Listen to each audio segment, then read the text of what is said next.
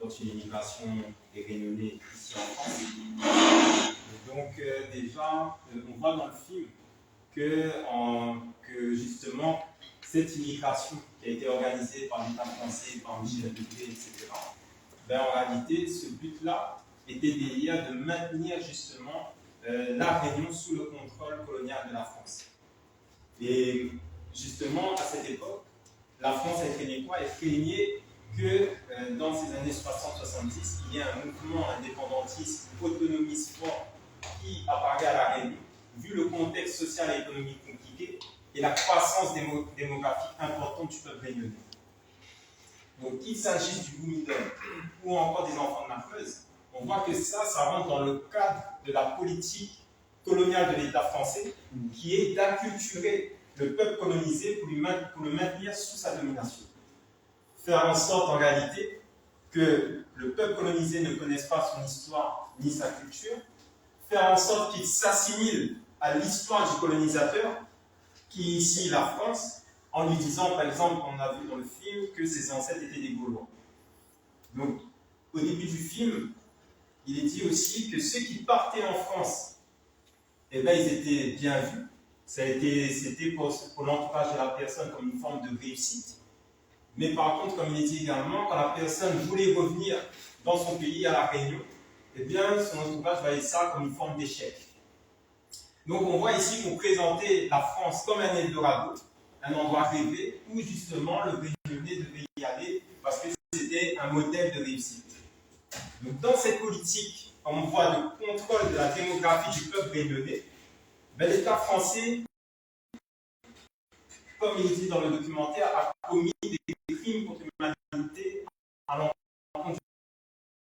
du peuple réunionnais. Que ce soit à travers la stérilisation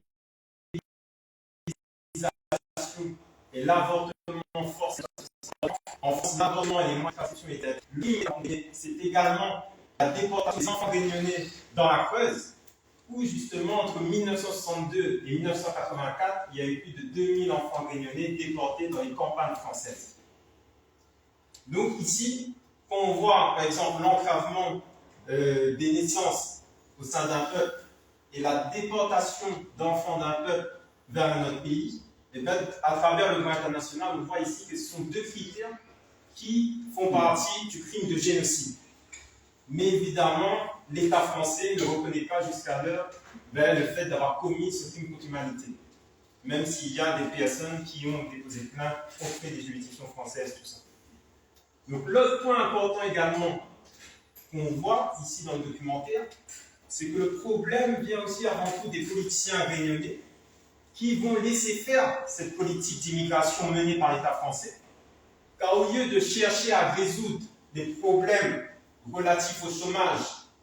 au logement, à la vie chère dans notre pays, eh bien, ils vont préférer laisser partir les forces vives de notre pays.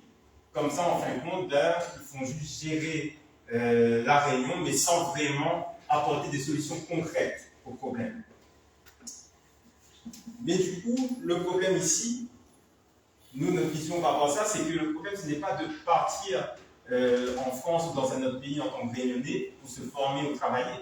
Mais le problème ici que tous les Réunionnais voient et constatent, c'est qu'il n'y a pas de politique qui est mise en place pour permettre un retour, faciliter un retour des Réunionnais dans leur pays et pour que ces derniers, justement, puissent vivre dignement et travailler dans leur pays.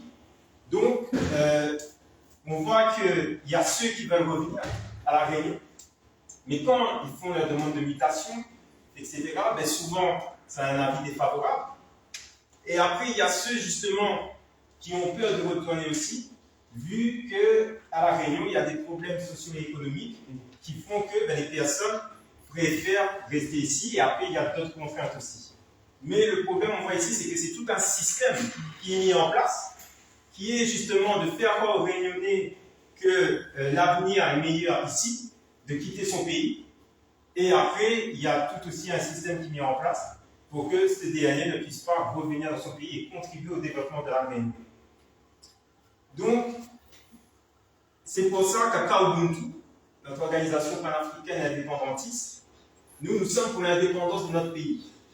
Car avec le système colonial qui est en place actuellement, qui est toujours là avec sa politique d'immigration organisée et forcée, pour maintenir dans le Réunionnais dans la précarité et dans la misère, et en même temps les dirigeants politiques réunionnais qui depuis des décennies ne font rien pour changer les choses, car ils veulent rester rattachés politiquement à la France, économiquement et aussi culturellement à la France, eh bien nous disons que nous, indépendantistes réunionnais ou bien réunionnais qui voulons développer notre pays, changer les choses par rapport à cette situation, eh bien nous devons également avoir le pouvoir politique. Parce qu'ici, c'est un problème justement lié au système politique qui est mis en place.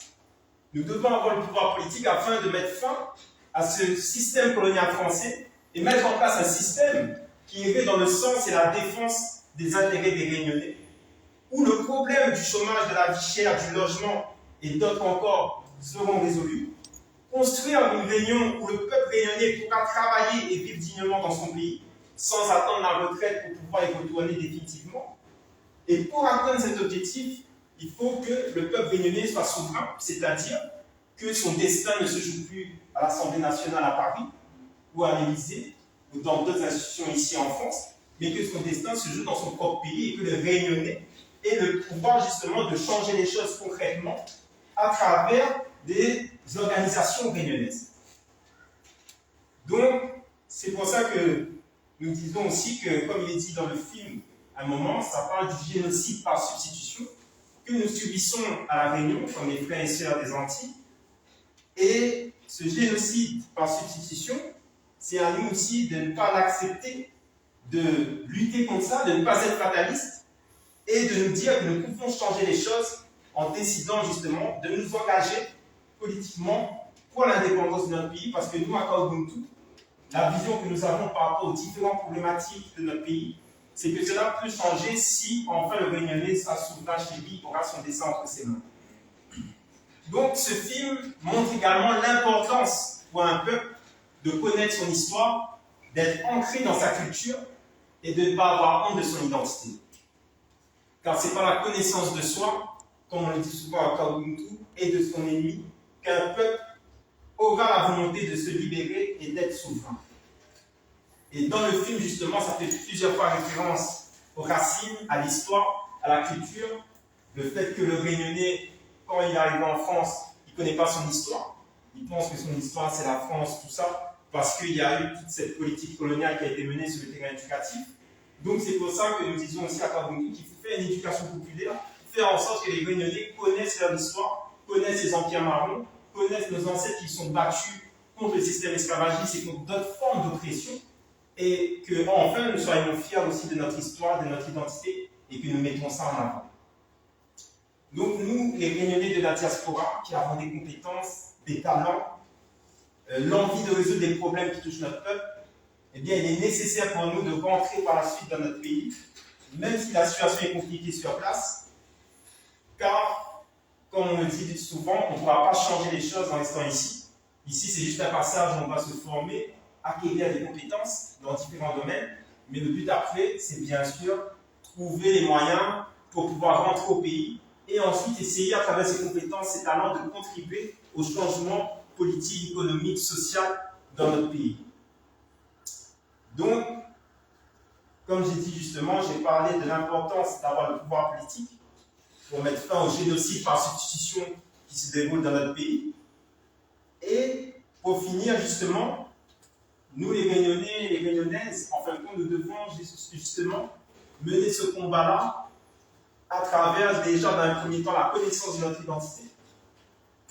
pour que nous soyons fiers de notre culture, et qu'ensuite, justement, nous décidons de mener ce combat pour qu'on puisse subir ces crimes que l'État français a commis à notre encontre.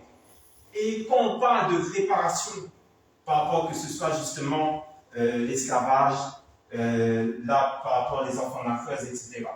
Et bien nous disons qu'en fin de compte, la réparation, elle doit passer par nous-mêmes, parce que jamais le bourreau, le colon, en fin de compte, à travers ses tribunaux et ses institutions, reconnaîtra le fait qu'il ait commis des crimes à notre encontre. Donc c'est à nous, en fin de compte, de nous auto-réparer, comme on dit. Et cette auto-réparation, elle passe déjà par la connaissance de soi, qui ensuite emmène l'engagement politique, et l'engagement politique pour la décolonisation de notre pays, que ce soit la décolonisation des mentalités, la décolonisation de notre système, que ce soit politique, économique, culturel, et à travers ça, justement, la souveraineté de notre peuple, pour que nous ayons enfin le pouvoir entre nos mains, nos institutions, et faire en sorte de changer les choses de notre pays et de ne plus subir les politiques coloniales de l'État français. Donc voilà ce que j'avais à dire. Merci.